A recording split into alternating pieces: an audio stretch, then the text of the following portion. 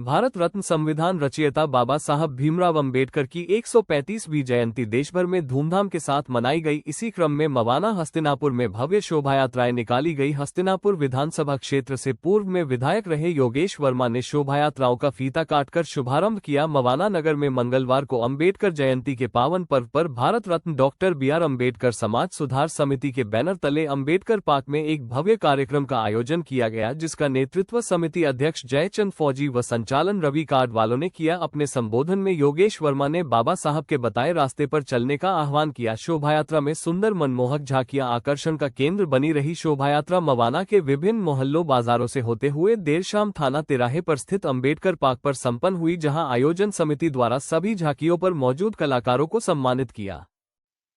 भारत रत्न ही नहीं, विश्व रत्न बाबा साहब भीमराव अम्बेडकर जी की आज जयंती बड़ी धूमधाम से मनाई जा रही है। और ये जयंती जो है हमारे देश में नहीं, विदेशों में भी बाबा साहब की जयंती मनाई जा रही है। और मैं ये कहूँगा कि इसको आज जो इतनी ऐतिहासिक जयंती जो मनाई जा रही है, इसमें हर धर्म, हर जाति के लोग और इसमें हर पार्टी के लोगों ने बाबा साहब की जयंती को मनाया। और मैं मवाना की बात कर रहा हूँ और पूरे क्षेत्र में मेरठ में मैं आया हूँ, तो बड़ी धूमधाम से ऐसा त्योहार, क्योंकि हमारे भगवान, हमारे जो भगवान हैं बाबा साहब भीमराव अम्बेडकर जी, उनकी जयंती है।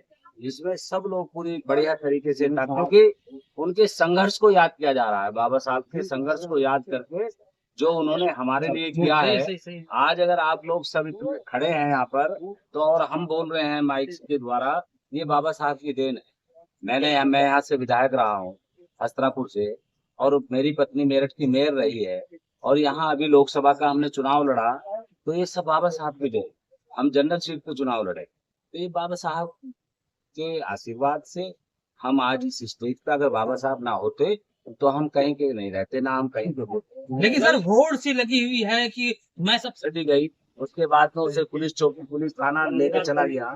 तो आप ये बताइए कि अगर ये बाबा साहब को मानने वाले हैं और अपने आप को अनुयायी बता रहे हैं, तो बाबा साहब की शोभा यात्राएं जो वर्षों से निकलती आ रही है, उनकी परमिशन में इतनी दिक्कत कैसे पैदा हो रही है? तो ये भाजपा वाले ही तो दिक्कत पैदा कर रहे हैं। तो मेरा कहने का मतलब ये है, ये दिखावा करते हैं, हौसला करते हैं हमारे बाबा साहब का। जब आप ये सोचिए, अगर बाबा साहब होते तो उनका कितना बड़ा खौफ होता। उनकी मूर्तियों का इतना खौफ है कि वो इस तरीके से परेशान है। आज हम बाबा साहब की वजह से यहाँ आपके बीच में बोल रहे हैं। बाबा साहब की जयंती धूमधाम से मनाई जाएगी, और इसमें भी विचार किया जाएगा कि जहाँ परमिशन नहीं मिलती, जब एक पूरा समाज चुन देता है। हमारे गुरुजी बैठे हैं, स्वामी जी, जब सबने मिलकर किसी आदमी को चुन दिया, तो उसमें फिर मंत्री जी ने अपने आप को पता नहीं क्या दिखा के उसमें रोड़ा अटकाया। पिछली बार भी, अब की बार भी, और कैसा लटकाएंगे? समय बदलने वाला है, 1 साल के बाद में चुनाव आने वाले हैं, तब बताते। जयंती से